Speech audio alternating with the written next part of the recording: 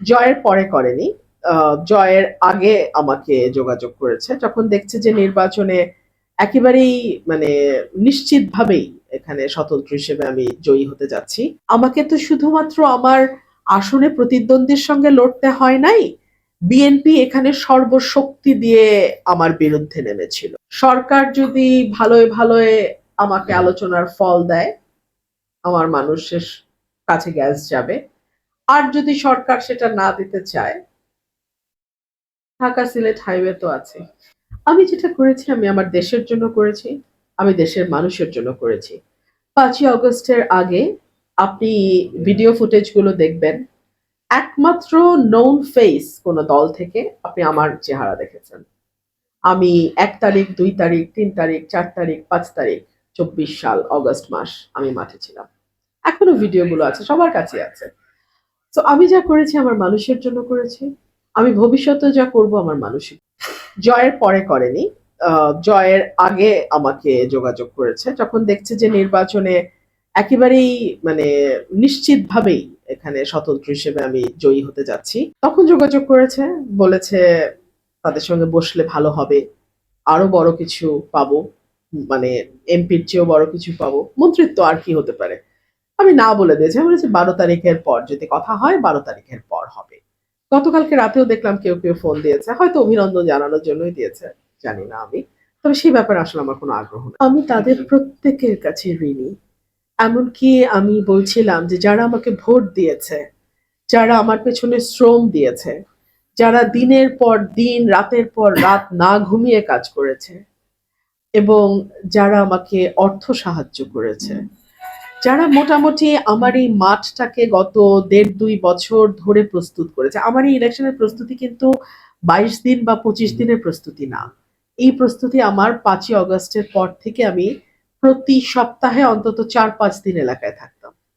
So এই প্রস্তুতি অনেক আগের প্রস্তুতি এবং এটা আমার নেতাকর্মীদের প্রস্তুতি।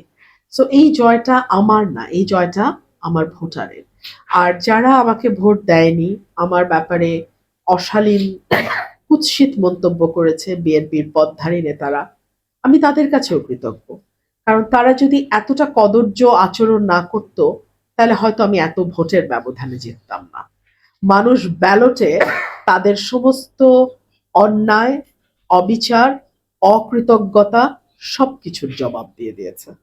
এবং আমি যেদিন এই গ্রামগুলোতে আমি ভিজিট করেছি, আমি কয়েকবার, আমি জয়দরকান্দি, তেলিকান্দি কয়েকবার গেছি। নৌকা করে যেতে হয় এবং তারপরে অটো। আর যেদিন আমি গেছি রাজাপুর রানীদিয়া ওইদিকে, আমার মনে হয়েছে যে আমি বোধহয় মানে সভ্য জগতের বাইরে একটা মানে এসে পড়েছি। মানুষ এত বঞ্চিত, এত অবহেলিত। এই মানুষগুলোর জন্য আমার অনেক কাজ করতে হবে, অনেক কাজ করতে হবে। সরাইলটা কিছু মানুষের হাতে অলওয়েজ বন্দী থাকে এবং এই মানুষগুলো এই দাঙ্গাটা হতে দেয়, কারণ তাহলে তাদের কিছু লাভ হয়। সো আমি আসলে ওই সিন্ডিকেটটা ভেঙে দেব এবং সরাইলের সিন্ডিকেট অনেকটাই ভেঙে গেছে। আমাকে তো শুধুমাত্র আমার আসনে প্রতিদ্বন্দ্বীর সঙ্গে লড়তে হয় নাই। বিএনপি এখানে সর্বশক্তি দিয়ে আমার বিরুদ্ধে নেমেছিল এবং তারা বিষয়টা এমনভাবে নিয়েছিল যে দলের চেয়ে ব্যক্তির ইমেজ ভালো হতে পারে না। আমি রুমিন হয়েছি জাস্ট বিকজ বিএনপি একসময় করতাম এই জন্যে।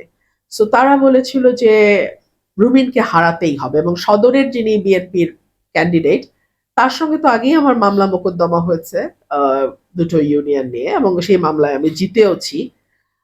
উনি ওনার অর্থ করি সময়, কারণ ওনার আসনে কোনো প্রতিদ্বন্দ্বী কেউ ছিল না, উনি বিনা প্রতিদ্বন্দ্বিতায় ১৪০০ কোটি টাকা ঋণ খেলাপি হওয়া সত্ত্বেও উনি এমপি হয়েছেন সদরে। তো তিনি তার সর্বশক্তি নিয়ে নেমেছিলেন এবং তিনি তার দিনের বেশিরভাগ সময় সরাইল আশুগঞ্জেই কাটাতেন।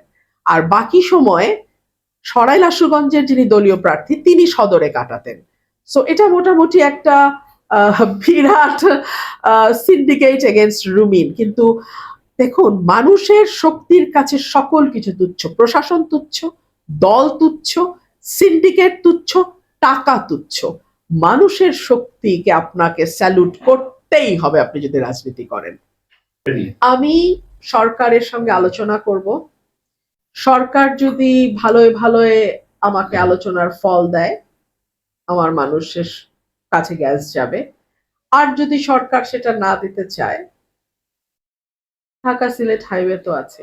হেভি ওয়েটের প্রার্থী যাদের কথা বলছেন, আমি হেভি ওয়েট না, কিন্তু হেভি ওয়েট যারা হয় তারা সাধারণত দলের হেভিটা নিজের কাঁধে নিয়ে হেভি ওয়েট হয়। আমার যেহেতু দলের ওয়েট কাঁধে নিতে হচ্ছে না, সো আমাকে 5 বছর পর আসতে হলে আমার কাজ দিয়েই আসতে হবে। আমার পাশে দল থাকবে না, উল্টা দেখা যাবে বিভিন্ন দল মিলে আমার বিরুদ্ধে সিন্ডিকেট করে নামবে। সো আমার কাজই আমাকে বাঁচিয়ে রাখবে, কাজ ছাড়া আমার কোনো উপায় নাই ভাই। যা সত্য আমি তাই বলবো, যা সত্য আমি তাই বলবো। আপনারা কি আশা করেন না যে আমি সত্য বলি? আপনারা কি চান না আমি সত্য বলি? আপনারা কি চান না আমি অন্যায়ের প্রতিবাদ করি? আপনারা কি চান না আমি একটা ক্ষমতাবান গোষ্ঠীর দুর্নীতি দুষ্কৃতির বিরুদ্ধে দাঁড়াই? আপনারা কি চান? আপনারা কি চান না?